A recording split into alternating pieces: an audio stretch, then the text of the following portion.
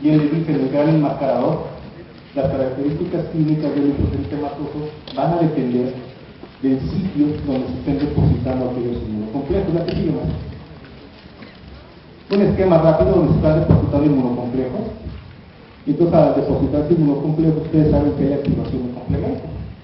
Y entonces, al haber el inmunocomplejo depositado, activa cascada del complemento, y esto además hace proceso inflamatorio que migren macrófagos específicamente, y estos macrófagos viertan su contenido, sus especies reactivas del oxígeno hacia el tejido e inician un proceso inflamatorio. Entonces, el proceso inflamatorio se va a dar en el lugar donde se deposite el inmunocomplejo y va a estar originado por activación de complementos y por la generación de especies reactivas del oxígeno, que son literalmente vomitadas, escupidas en la membrana donde está depositando el inmunocomplejo por parte del macrófago.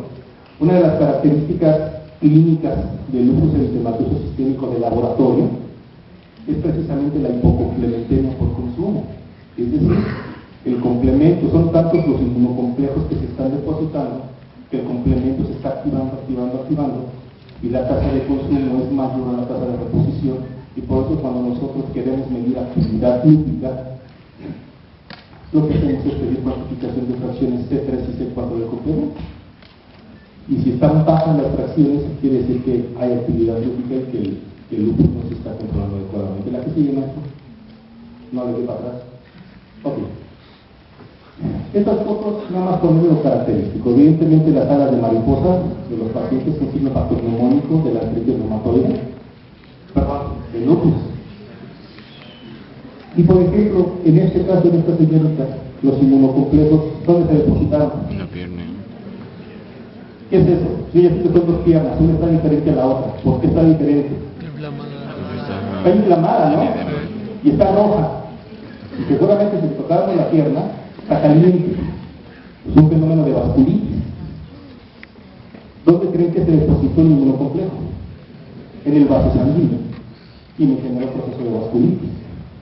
Y entonces, si esos inmunocomplejos se depositan en las articulaciones, pues no va a dar una artritis lúpica. Si se deposita, por ejemplo, en la pleura, pues no va a dar una pleuritis lúpica. Si se deposita en el miocardio, pues una miocarditis, ¿sí? Y la articulación de la artritis lúpica, o bien si se deposita en vasos distales, en vasos terminales, me va a dar una vasculitis distal que se conoce como síndrome de Raynaud, y que eso hace que, pues, al inflamarse los vasos distales, los capilares, que no lleven buena perfusión, buena oxigenación a los tejidos distales, y a veces se destrozan dedos o puntas de la nariz o sitios terminales. Entonces no los quiero aburrir mucho con lupus, no me quiero meter mucho con lupus, simplemente es una enfermedad inmunitaria que se caracteriza por el depósito de inmunocomplejo. Ahora, ¿de dónde sale el inmunocomplejo?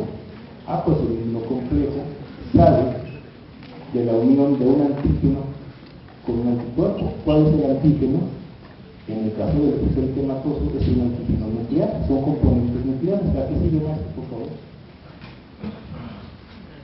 Es decir, para hacer un diagnóstico de lupus eritematoso, yo tengo que tener anticuerpos antinucleares positivos. ¿Ya llegaron a esa fase en sus clases? ¿Ya vieron lupus? Ya, bueno, entonces ustedes saben que para hacer algo característico y patognomónico del lupus son los anticuerpos antinucleares positivos. Pero ¿cómo se forman? ¿Cómo se generan esos anticuerpos antinucleares? No hay generación de nuevo, generación espontánea. Resulta, muchachos, que esto es algo que sucede normalmente. Una célula, porque probablemente ya está vieja, o fue un proceso infeccioso, o que ustedes gusten, esta célula se va a apoptosis. Los puntitos rojos en la periferia de la célula, expresados, especies, fosfatidilcerina o fosfatidilinocitos, que son marcadores de apoptosis. En cuanto una célula expresa su marcador de fosfatidilcerina o fosfatidilinocitos, es una señal para que un macrófago profesional engulla esta célula y se elimina. Esto es lo que pasa normalmente y regularmente. Pero el problema que tiene la predisposición genética de desarrollar lupus eritematoso sistémico, resulta que hay células que se van a apoptosis, expresan sus marcadores de apoptosis. El problema es que aquí no lo marcan como un macrófago deficiente. Sí, puede ser un macrófago deficiente o puede ser una célula presentadora de antígeno no profesional quien engulla a esta célula apoptótica. Por ejemplo, fibroblastos. Un fibroblasto puede tratar de engullir a la célula, pero como no es una célula profesional presentadora de antígeno, no tiene la capacidad de degradar completamente y eliminar a la célula apoptótica. La degrada parcialmente y no la elimina, la mantiene en su citoplasma. Y si desafortunadamente hay un estímulo, lo más característico, rayos ultravioletas del sol, que me puedan dañar a este fibroblasto, el fibroblasto se rompe, libera su contenido parcialmente digerido, y por resulta que en ese contenido parcialmente digerido está la liberación de componentes nucleares de la célula apoptótica. Y como son componentes que jamás ha visto en el sistema inmunológico, pues ahí se genera la formación de anticuerpos antinucleares. Arriba de la que sigue más.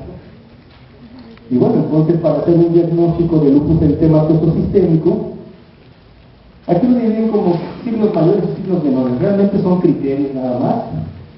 Célula CLE, creo que ya está en desuso, ya prácticamente muy pocos laboratorios las hacen, porque ya tenemos pues hoy en día los famosos anticuerpos antinucleares, que siendo positivos a concentraciones de partículas mayores de 1 a 160 nos pueden dar positividad para lupus. Entonces, aparte de los anticuerpos antinucleares, junto con esto podemos tener manifestaciones articulares. Ustedes se preguntarán, ¿y la gente no da manifestaciones articulares? Sí, claro. ¿Cómo hacer un diagnóstico diferencial? Que la artritis reumatoide creamos que es una artritis simétrica y además se acompaña de rigidez marginal y además el inicio es en metacarpofalángicas y metacarpofalángicas. La artritis lúpica es asimétrica, no se acompaña de rigidez marginal y generalmente el inicio de la artritis lúpica es en articulaciones medianas como codos o rodillas.